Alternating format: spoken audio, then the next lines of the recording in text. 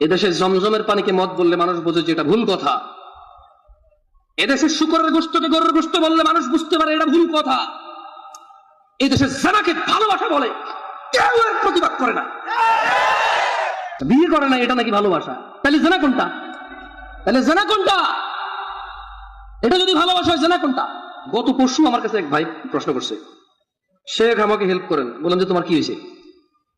বললো যে আমি একটা মেয়েকে ভালোবাসি, ওই মেয়ে আমাকে ভালোবাসে।